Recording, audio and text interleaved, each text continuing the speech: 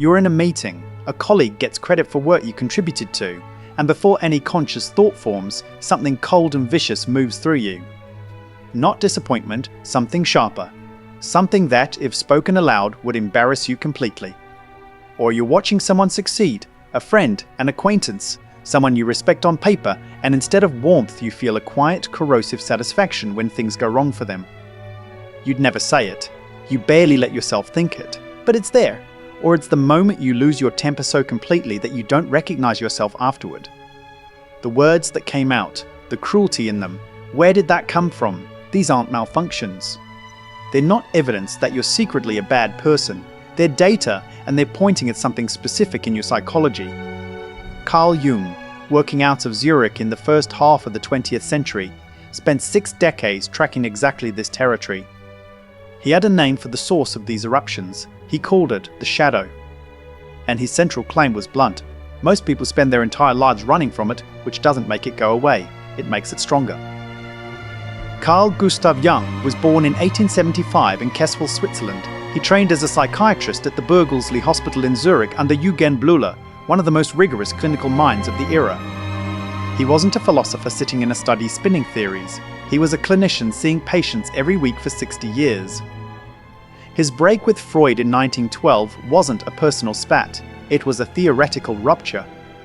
Freud's model of the unconscious was essentially a pressure valve for repressed sexual and aggressive drives. Jung thought that was too narrow, too mechanistic.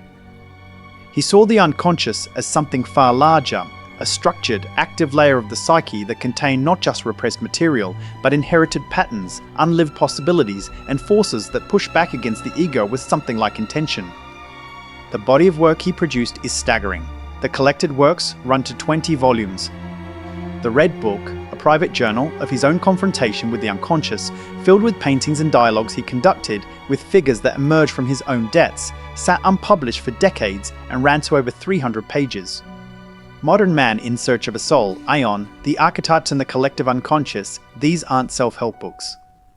They're technical documents from someone who took the inner life with the same seriousness a physicist takes the behavior of matter. When Jung talked about the shadow, he wasn't speaking metaphorically.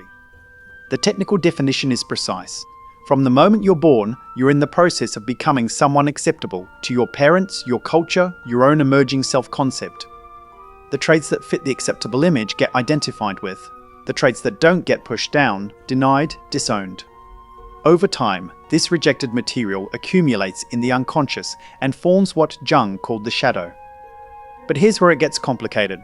The shadow isn't just your capacity for violence or cruelty. It includes suppressed desire, unlived ambition, qualities you were told were wrong or dangerous or weak. A man raised to perform toughness might have his tenderness in the shadow. A woman raised to perform agreeableness might have her rage and her appetite for power stored there.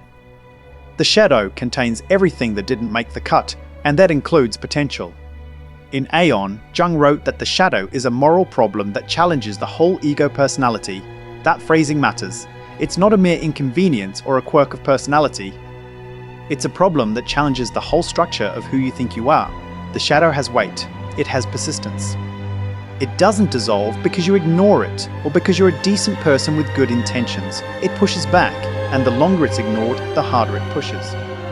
The shadow's main operating mechanism is projection, what you can't acknowledge in yourself, you see, with extraordinary vividness in other people. This is not a vague spiritual idea. It's a specific psychological process, and Jung tracked it with clinical precision. The colleague whose arrogance you find intolerable. The public figure whose ambition strikes you as obscene. The type of person you meet, and within 30 seconds you've decided you can't stand them. Jung's position was that the emotional charge in those reactions, the fact that it's not just mild distaste, but something visceral, something that lingers, something you want to talk about, is the signal. That charge belongs to you. Jung wrote, "Everything that irritates us about others can lead us to an understanding of ourselves." That's not a platitude asking you to be kind. That's a diagnostic instrument. The irritation is the pointer. The traits you most despise in others are reliably the traits you've most thoroughly suppressed in yourself. The person who becomes enraged at other people's dishonesty often has suppressed their own impulse to deceive. The person who can't stand weakness in others is usually running hard from their own. Projection lets you externalize the shadow, put it out there on a screen, condemn it in someone else, and walk away feeling intact. But you haven't resolved anything, you've just displaced it. Jung had a concept he borrowed from the Greek philosopher Heraclitus in Antiodromia. It means the tendency of things to turn into their opposite when pushed to an extreme.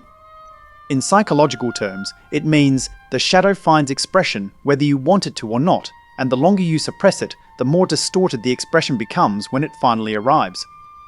The man who suppresses every trace of aggression doesn't become peaceful. He becomes passive-aggressive, finding indirect, deniable ways to harm the people around him while maintaining a clean self-image. The woman who suppresses ambition entirely doesn't become content.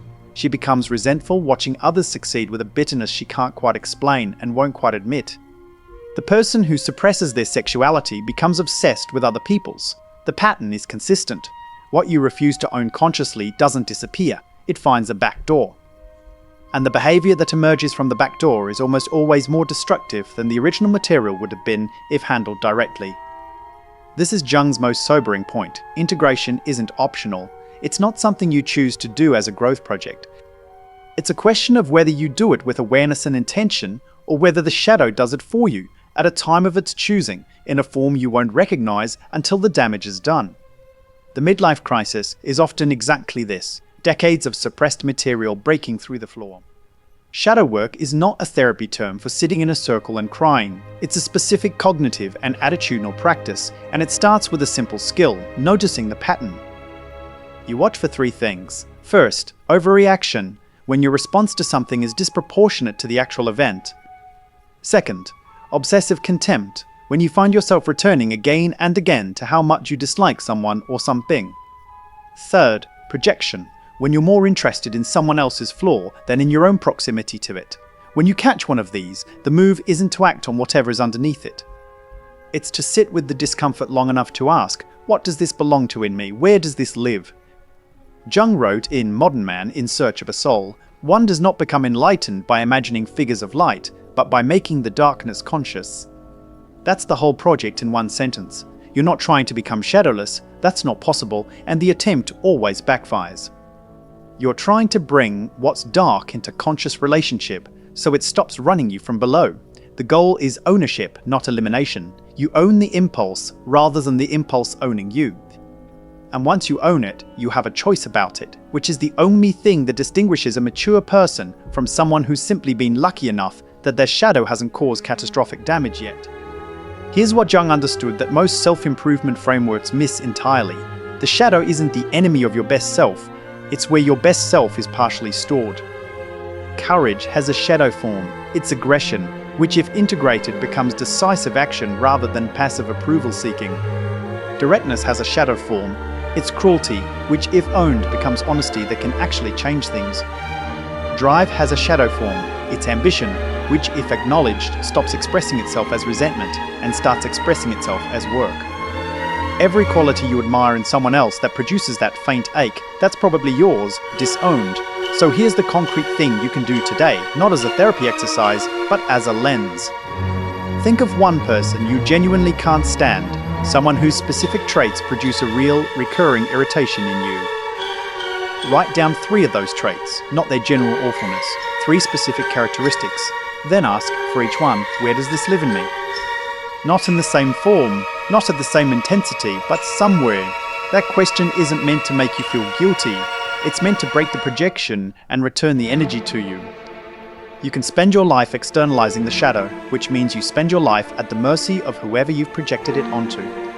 Or you can meet it, name it, and find out what it's been holding for you. The shadow ran toward you the moment you were born. You've been running away from it since. You don't have to keep running.